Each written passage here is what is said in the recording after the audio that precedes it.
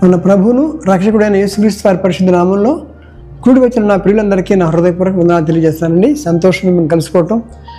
ఈరోజు 13వ తారీఖు 10వ మాసం 2025లో ప్రవేశించాం. సోమవారం నాడు మరి మనకు చక్కటి వాక్యం మనం ధ్యానించుకుందాం. 1 కొరింథీ 10వ అధ్యాయం 13వ వచనం ఇలా రాయబడింది: సాధారణముగా మనుషులకు కలుగు శోధన తప్ప మరి ఏది మీకు సంభవింపలేదు అంటాడు. ఇది పౌలు గారు. దేవుడు నమ్మదగినవాడు. ఎంత మంచి మాట అండి. మీరు సహింపగలిగినంతకంటే ఎక్కువగా ఆయన మిమ్మల్ని శోధింపబడనీయడు. విల్ నాట్ పర్మిట్ యు అనే మాట మంచిగా అనిపిస్తుంది. అంతేకాదు సహింపగలుగుటకు ఆయన శోధనతో కూడా తప్పించుకునే మార్గమును కలుగజేయరు. దేవుని మహిమ కలుగును గాక. ఎవరెవరి కెపాసిటీ శోధన తట్టుకునే కెపాసిటీ ఉందో ఆ కెపాసిటీ దేవుడు తెలుసట. మన పిల్లల గురించి మనం ప్రార్థన చేయాలి. ఊరికే పడిపోతున్నారు పిల్లలు, తొట్టిల్లుతున్నారు కనుక వాళ్ళ కోసం మనం ప్రార్థన చేయాలి అనే మాట నేను జ్ఞాపకం చేస్తున్నాను. అయితే తన బిడ్డలు శోధించబడాలంటే Satan has to take permission from God. దేవుడి దగ్గర పర్మిషన్ తీసుకోవాలి. తర్వాత ఆయన కూడా ఏమంటాడంటే శోధనకి వెళ్ళేవాడు ఎంత కెపాసిటీ ఉంది ఈ విశ్వాసకి అంతవరకు శోధింపబడినసాడంట. అంటే కెపాసిటీ కూడా టెస్ట్ చేస్తున్నాడు. ఎంత గొప్ప దేవుడు, ఎంత ప్రేమ గల దేవుడు ఆలోచించాలి. దానికి ఒకవేళ మించి శోధన వచ్చిందనుకోండి, దానికి తోడు తప్పించుకునే మార్గం కూడా ఆయన కలుగు చేస్తాడని చెప్పమాట ఎంత ఆదరిస్తూ ఉంది. అయితే మన బిడ్డల కోసం మనం ప్రార్థించాలి.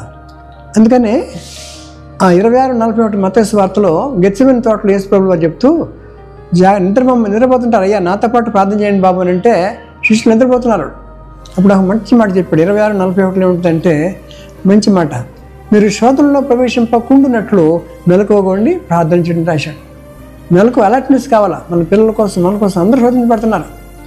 ఇంకా జాగ్రత్తగా గమనించినట్టయితే యూదా ఇస్కరియోతుని శోధించాడు దేవుడు. ఏమని దేవుడు కాదు, సాతాను శోధించాడు. ఏమన్నాడు అక్కడ?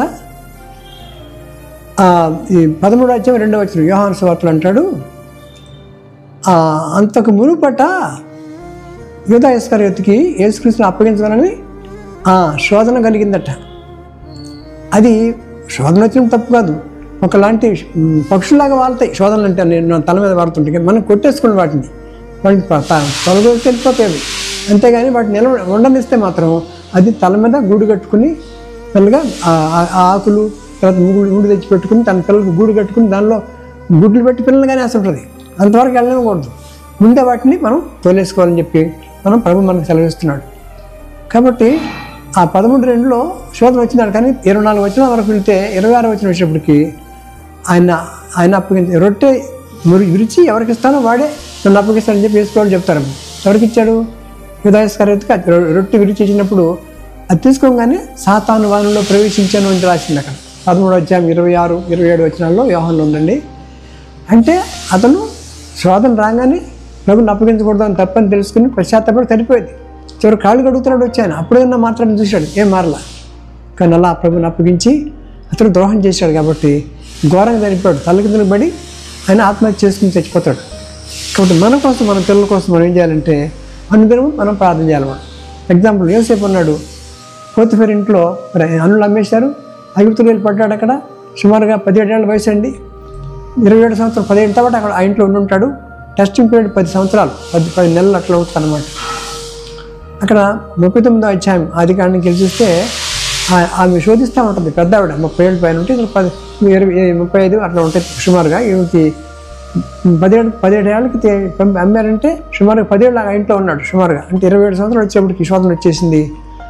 అప్పుడు అంటాడు ఆయన, అమ్మ బోధ చేస్తాడు, శోధన తప్ప మళ్ళీ నన్ను శోధించొద్దు, నేను పనివాడిని, పనివాడు, నన్ను నువ్వు శోధించు తప్ప తల్లి లాంటిదాన్ని చెప్పి ఎంత చెప్పి నేను వినిపించుకోను.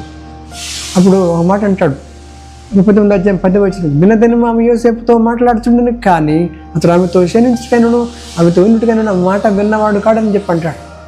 ఇప్పుడు 11-12 వచనం చూస్తే 39వ అధ్యాయంలో ఇక తీవ్రం అయిపోయింది శోధన. తెల్లవాళ్ళు అక్కడే ఉండాలి, లాకేసి ఉంటారు లోపల, బయటికి వెళ్ళకూడదు, పాపం చేయకూడదు. ఎంత కష్టమండి. అందుకని 39:12 అంటాడు, ఎవరు లేరు ఇక్కడ శోధన చేద్దాం, పాపం చేద్దాం రమ్మంటే, అమ్మ ఎవరు లేరు చూడు యోసేపు అంది. కానీ పైన దేవుడు అని చెప్పి అంటాడు. ఆ దేవుడు నన్ను క్షమించడం అని చెప్పి అన్నప్పుడు ఒక మాట అంటది. ఆమె అతన్ని వస్త్రం పట్టుకుని తనతో క్షమించమని చెప్పినప్పుడు అతడు ఆ వస్త్రం ఆమె చేతులు విడిచిపెట్టి తప్పించుకొని బయటకు పారిపోయిన. ప్రైజ్ లార్డ్, హల్లెలూయా. అంటే ఎక్కడ తప్పించిన మార్గం ఇచ్చాడు లేదా? శోధన మించిపోయింది, కెపాసిటీ మించినప్పుడు కూడా దేవుడు సహాయంగా ఉంటాడు. దేవుడు యెహోవా అతనికి తోడేండని చెప్పి ప్రతిసారి మాట్లాడుతుంటే 39 అధ్యాయం చాలాసార్లు రాయబడిందండి. కాబట్టి మన యవనస్తులు 17 ఏళ్ళ వయసు అప్పుడు, కాబట్టి మన యవనస్తులు తొట్టులకుండా కాపాడాలంటే వాళ్ళ కోసం మనం ప్రార్థించాలని విషయం మనం చెప్తున్నాం. అయితే దీని విషయం కూడా మీకు యోధా పత్రికలు కూడా మీకు లాస్ట్ ఒక మాట చెప్పి ముగిస్తాను. యోధా పత్రిక ఒక్క నిమిషం అండి, మంచి మాట చూపిస్తాను. ఇక్కడ 24, 24, 25 వచనాలు ఉంది యోధా పత్రికలో. తొట్టులు కూడా మిమ్మల్ని కాపాడుటకును తన మహిమ ఎదుట ఆనందముతో మిమ్మల్ని నిర్దోషులుగా నిలబెట్టుటకును శక్తి గల మన రక్షకుడైన అద్వితీయ దేవునికి మన ప్రభువైన యేసుక్రీస్తు ద్వారా మహిమయు మహాత్మ్యమును ఆధిపత్యమును అధికారమును యుగయములకు పూర్వమును ఇప్పుడును సర్వయుగమును కలుగునుగా కామని అంటాడు. కాబట్టి చక్కటి ప్రార్థన చేశాడు. మన పిల్లల కోసం మనం ప్రార్థించాలండి. ఇప్పుడు సెల్ ఫోన్లు వచ్చి వాళ్ళు చాలా గందరగోళంగా వాళ్ళ మనసు గలిబిరైపోతుంది. కాబట్టి వాళ్ళు ప్రార్థనలు నడిపించాలా. వాళ్ళ కోసం మనం తొట్టులకుండా కాపాడిన యవనస్తుల కోసం మరీ తల్లిదండ్రులు ప్రార్థన చేయాల్సినవి మనం చేస్తూ ఈ వాక్యం దేవుడు దీవించుగాక. Thank you very much. చిన్న ప్రార్థన. ప్రేమ గల తండ్రి, గొప్ప దేవ, మీ పాదాలు స్తోత్రాలు. శోధన గురించి ఒక చక్కటి లేఖనాలు ఇచ్చారు. శోధన సహించేవాడు ధన్యుడని చెప్పి రాశారు. అతను శోధన నిలిచివాడే ప్రభు తను ప్రేమించిన వారికి వాగ్దానం చేసిన జీవకిరీటం పొందుడని చెప్పి అయ్యా మరి 1:12 యాకోబులో రాసి పెట్టారు. అది నిజంగా ఆ జీవకిరీటం యోసేపుకి ఉన్నట్టు కనపడుతోంది. మంచి దేవుడు ప్రభా, మా బిడ్డలను మీరు జాగ్రత్త పెంచుకోవడానికి కావాల్సిన శక్తిని, ఆత్మజ్ఞానాన్ని, సహనాన్ని మాకు దయచేయండి.